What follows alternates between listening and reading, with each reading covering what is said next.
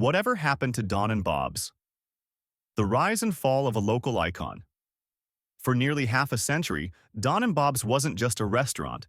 It was a Brighton institution. Known for its legendary ground rounds, signature hot sauce, and creamy custards, this beloved eatery was more than a place to grab a bite.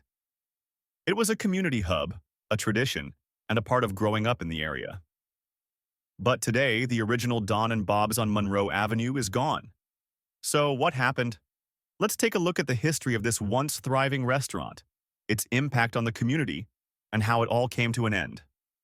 The story of Don and Bob's begins in 1945 when Don Barbato Sr. and his brother-in-law, Bob Burrell, opened their first restaurant in the Seabreeze area of Irondequoit.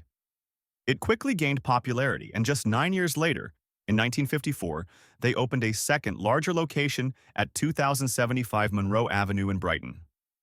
The response was overwhelming. The restaurant was an instant hit, drawing crowds from Brighton, Pittsford, and beyond. According to reports, when the Monroe Avenue location first opened, traffic got so out of control that police had to be called in to direct cars. But what made Don and Bob's special wasn't just the food. It was the experience. The fast-paced energy, the family-friendly atmosphere, and the sense of tradition made it a place people kept coming back to. Don and Bob's became a place where memories were made. Little league teams went there after games. High school students came for first dates. Families returned year after year to share meals and stories. And of course, there was the food, especially the ground rounds, never called hamburgers, the top-secret hot sauce, and the rich custards. It was simple, delicious, and uniquely Don and Bob's. But despite its success, the restaurant faced its first major challenge in 1967. In 1967, disaster struck. A fire tore through Don and Bob's, destroying the Monroe Avenue location. For many businesses, this would have been the end. But the community refused to let it go. More than 400 customers wrote letters to Don Barbato, begging him to rebuild. Even local school children offered their allowances to help. The outpouring of support showed just how much Don and Bob's meant to the community. And Barbato listened. The restaurant was rebuilt, and once again crowds flocked to Don and Bob's to enjoy the food and atmosphere they had missed. In 1973, Don Barbato sold the Monroe Avenue location to a group of businessmen. The Seabreeze restaurant was renamed Don's Original, but many still called it Don and Bob's. The two locations continued serving up their famous grilled food, sandwiches, and custards. Then, in 1981, new owners Max and Jeff Springett took over, bringing their own twist to the menu.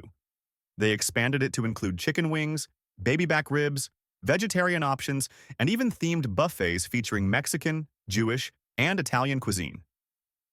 While some customers loved the new options, others felt it wasn't the same Don and Bob's they had grown up with.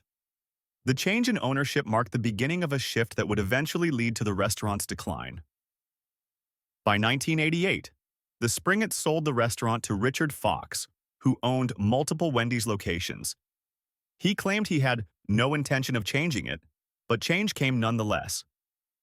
Many menu items were cut, including some of the newer additions and even some longtime favorites.